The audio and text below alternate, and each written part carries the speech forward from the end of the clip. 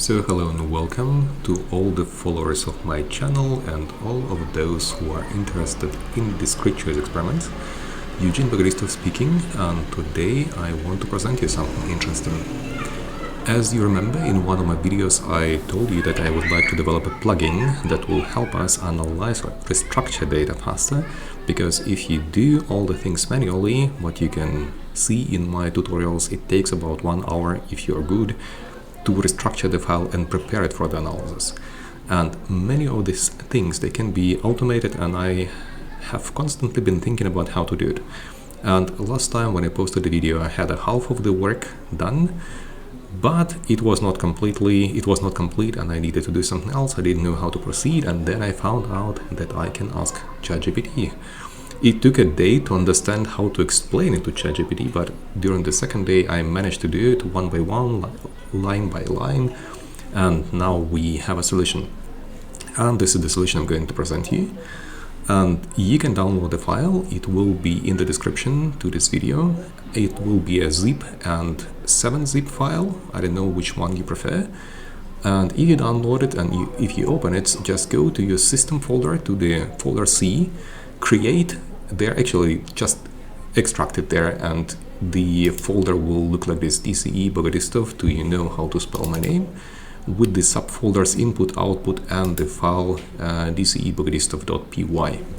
This is the Python code. I use Python to run it. Theoretically, you can convert it in an executable file, but as far as I know, if you convert it, it is recognized as a virus usually, and I thought that I don't want that somebody locks my channel because I'm distributing a virus or something like this. That's why we have the Python code. I shortly will show you how it looks like, and this is how the code looks like. Sorry for all the stuff, because I have still been working on it up to the recent minute. And what we do here, we import some data. And this is the data that you will have to enter manually. Unfortunately, I'm not as good as a programmer to make it all automated. It is a bit weird, but I'll show you in a second how I would do it. Then the file is opened, and what I do, I actually create a syntax. The syntax that will look like this one. So this is a kind of weird what we have here, but I'll show you in a second what is going to happen. Because in your SPSS file, if you open the file, something like this, this is the file of my doctoral student, the one we're going to work with, but as the data is still under review, I cannot share it with you, but you don't need it, you just need to see how restructuring works. So you open this file, and if you do something, if you make restructuring in your SPV file, this is the output file, you see what happened. For example, here we open the file. If you restructure, the code appears here, and theoretically you can copy this code and run it and save a lot of time. If you remember, in my initial video I told you that always save this code, because later if you have more data added, the structure is the same. You can run the code, and in a few seconds you will have all the data prepared for the analysis. So what I try to do is automate it, and we go back to our code. And it just creates a syntax file, and the syntax file should contain all the information necessary to prepare your file for the analysis. Let's look at the information and what we have is necessary here. And where was it? I think it was here. So we have the input file. The input file is the one that we need, and here I have 5 CSV files. When you are adding data to this file, don't forget to check that it is the semicolon separated value, that at the end, if you open this file with, for example, Notepad++, then you have the semicolons here, because this will show that my program will understand it. If there are commas or there are tabs, just substitute them. And now let's open and see what I have here in this file. I have, of course, already something prepared, but let's see what we can do. The first one, we need to know the attributes, and we need to know the levels, and we need to know the types of the attributes. And then we need to know what else, decision variables, because some variables, they contain the decision. Was it selected, not selected?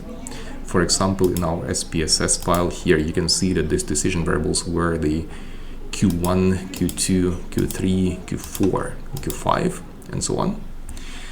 Then you have to enter the other variable names because you probably want to retain other variables. You want to retain the variables that you have here. Maybe you are interested in the manipulation. We made a manipulation. We want to know what was it, or location, or when it has started, when it has been finished, the question, and so on. So you want to retain these variables. That's why you need to tell the program that there are some variables that I would like to retain. What else do we have here? Let's go back to our thing here. We have the initial design and syntax data. Syntax data, I'll open this one, is the table where you say how many attributes you had and how many trials did people go through. And finally, the most interesting one is the initial design. And here I made some changes, but I'll show you in a second how it looks like. So you have the attributes, and here you can introduce the short names for the attributes and also the levels. And this is what we're going to fill in and see how much time we can save. So first of all, I'm opening the file because you don't know it, but we ran this study using Prolific or mTurk or any other services. We use Prolific, but there are many other services, and we needed to introduce the attention checks. And this was the question 3.1 and the question 8.1. So they are kind of useless because it is the same question 8, just repeated, and we manually changed the line of code where we said instead of the value, the level, please write, if you see this option, select, if you see this text, or if you read this text, please select the option 1 or please select the option 2. And this was the attention check. So we had 2 attention checks, and those who didn't go through this attention checks, they were sorted out from the video. Before we do the analysis, we have to do it too. That's why let's clean the file, because I think it should have been clean, but I was wrong. So first of all, let's sort the sending. Was there something in preview mode? No, it has already been deleted, so there is nobody who is in preview mode. Then we go to the variable 3AC, stands for attention check. 3AC, and the 2 was the correct option. Let's sort descending. And no, we don't have them. As you see, I have already deleted those people who were descending. Let's make ascending, not that I missed these people. No, I have already deleted Q3. Then we have Q8AC. The correct answer was 1. Those who said 2, they were definitely not reading the question. And I have also deleted them. The important thing is we don't need these variables, because after we sorted people out, we don't need these attention checks. They are not a part of the analysis, so we can just clear them. And now we have all we need, and we can start with the preparation of our analysis. Let's do it one by one. So if we start now, we have now 11:39. Let's see how much time it will take. Attribute names and types, we'll do it later. Let's say decision variables, and decision variables are here, and I know them. Let's see. They're already posted. These were the decision variables Q1, 2, 3, 4, 5, and up to 10. Sorry. Sometimes you have to check, because if you add them automatically in Qualtrics, the numbers may not go from 1 to 10, can be different numbers. So we're good here. We don't need to copy anything. Let's go to the next file. Next one will be other variables names. And here we need to post the variables that we would like to retain. So as you see, we're missing the variables. That's why we just copy them all. And we go so till these variables that are from the discrete experiment itself. So they will be restructured, but the other, they have to be kept. Let's paste them here, and you see we need to delete some of them. Actually, we can delete these 2, but I leave them here not to confuse you. We delete the decision variables. The other variables, we use them also as controls to see how much time people spend for each decision. So theoretically, we can delete them for now, but I'll retain them in order to avoid confusion. So, and okay, was not a good idea. So this is now much better. So we have now the clean file with the variables that will be retained. Click on save and close it. And just to be sure, let's open it and see that the variables are saved in the format that you would like to have with the semicolons. Actually, there's only one column, so it should work. Okay, looks good. Let's go to the next one, syntax data. And what we have here is we have the number of attributes and number of trials. So they went through the 10 trials, and actually we had 9 attributes. I know it because we planned the experiment jointly, that's why I know. And we save it. Now we close it. The next one is the attribute names and types and the initial design. This is a bit more tricky, but anyway, I'm going to show you with the initial design. And in this experiment, we investigated the impact of the social identity and personal identity and role identity on the preferences with regard to vacancy, and we also looked at the ChatGPT, where ChatGPT has impact. I am not allowed to tell you more just because the work is still under review, but I have, of course, this data. Let's see what was initial design. Just open the initial design. Okay, it has already the same name, that's why I cannot open it. Let's change the name on the other side because I have the second experiment running here. Now it should work. So these were the attributes, and these were, for example, activation, verification. These were the how we found these attributes in literature. And here are the items. For example, for identification was how your family and friends see you, or how you see yourself in the role, or how you dreamt of future as a child. So as you see, we described a vacancy, and we looked at how this vacancy could be described as something that is important for your social connections, for your family, for your friends, or important for the role identity, or as you have seen yourself as a child. So, and we have other attributes. I'm not going to go through all of them. Just as I told you, the experiment is still running, and we don't want our ideas to be published before we publish the paper, so we can close it. Here we can save it. And I need now to change it again here, because after I changed it on the other screen, it will not work here, so everything is fine. Now you see the number of levels. Theoretically, if we add the attribute names, what is then the trick? Why is the attribute is different? The reason is very simple, because for us the attribute was identification, but what we didn't want to write it on the screen of our users. So what participants saw, they saw the text, this jobs reflects, and then came the item came, how your family and friends see you, or this job reflects how you see yourself in this role, or this job reflects how you dreamt of future as a child. So this text is actually what the participants have seen.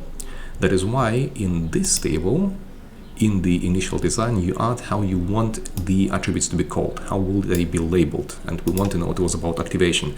But the text they saw was a bit different. That is why I want to, it will not work again, for the reason that the file with the same name is opened, and the reason is, of course, that I just copied the old data, but in a second I'll show you. So this job reflects, you're expected to act as you're recognized for, and so on. These are the text that people saw. So they didn't see what exactly it is, and they see the item name. They saw this text. Levels, as you have seen in our design, the levels where we had 3 levels for the expected salary growth. We had 6 levels from 20 to 30%, 20, 22, 24, 26, 28, 30, and time needed to apply for the vacancy. So I just copy this text. For me it's easy, you will have to do it all manual, but theoretically if you develop your experiment you have all this data in Excel, so just copy paste it here. So we save it, I close it, and is there anything else that I need to do? Let me think, not that I forgot. So attributes, names and types, we have decision variables names, we have initial design, we have syntax data, let's check it one more time. This was the file with the 9 attributes and 10 trials. Just to check again, if I go into initial design, I will see how many attributes I have. You have 9 attributes, so the first line is just the name, what is going to be here. So these are the attributes that we have. And these are the levels, as you see, 3 levels here, 3 levels here, 6 levels for the salary growth, and this is the time needed to apply for the vacancy. Okay, now cross your fingers, because if we did it all correct, we can run this Python code here. And I have it open here. So as you see, important is that you have this path on the C drive DCE Bogoristov. If you want to change it to a different one, you have to change it here. Otherwise, we just click F5. Something happened, and let's see what happened. Let's go to our output file and see whether something happened with the syntax. I open it with the notepad. Yes, and here it goes. So this is the restructuring, the first one. This is the second restructuring. And you see, these are the variables that we would like to keep. These are the calculation of all the values. This was the big lacking part, because at the end we want them to be all calculated as dummies and the scalable variables to be calculated as scalable variables, and we want to assign them also the labels for the variables and labels for the values. Now it is not the end. Let's cross your finger one more time. We have now the file cleaned. We don't have the attributes that we don't need to. Go to File, New, Syntax. It opens here, and I just copy paste all the data from my SPSS syntax file that has been created. You can open it, you can just copy paste it. I think copy pasting works as easy as the other stuff. And let's look at the file last time before we do something with it. You see the structure. We have plenty of variables, and we have all these variables on this creatures experiment. You see, for all the trials, all this bunch of things that we cannot work with. There were more variables. Look at this one. I forgot this 3. Actually, we don't need them. Let's skip them. Otherwise, we need to run the code one more time. But okay, let's do it correct. Going back to the files that we had here. Where were they? Inputs. And these were other variable names. And you see that I forgot to post the 3 values there, because I copied everything, but I stopped somewhere there, and these are the variables that we also need. Okay, so that was it. Let's run the code one more time. It ran. Let's go to the syntax. It says it is now new. Okay, something has changed, and theoretically, yeah, you see these variables have been added at the end of this line. So copy it, going back, paste it, and cross your fingers, select everything and run. Oh, I'm a bit nervous, because if you develop all this stuff, now it's calculating a bunch of variables. You can imagine how many we have. So it made, as far as I see, 2 times restructuring, and now it is trying to calculate all the variables. Still running, still running.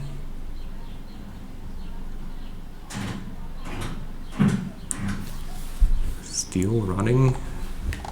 Yeah, it ran. Now,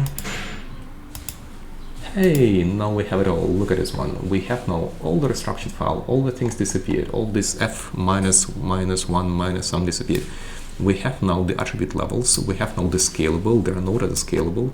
We have now the name. They're called identification, and this was level 1, 2, and 3.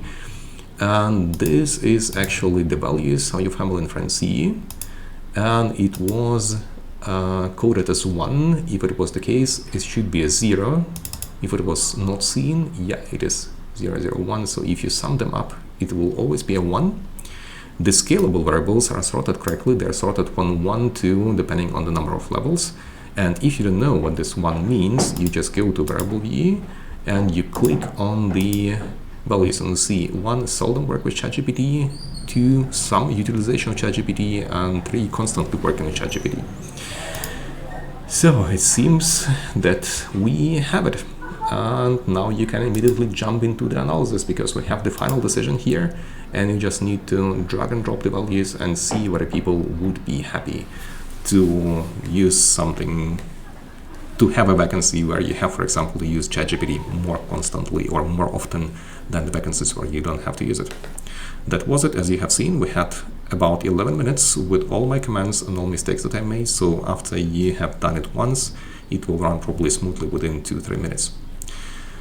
I hope it was useful, and I hope it will optimize your work. Jumping from 2 hours to 5 minutes is a good achievement. Wish you all the best and see you in the next episode. Bye bye.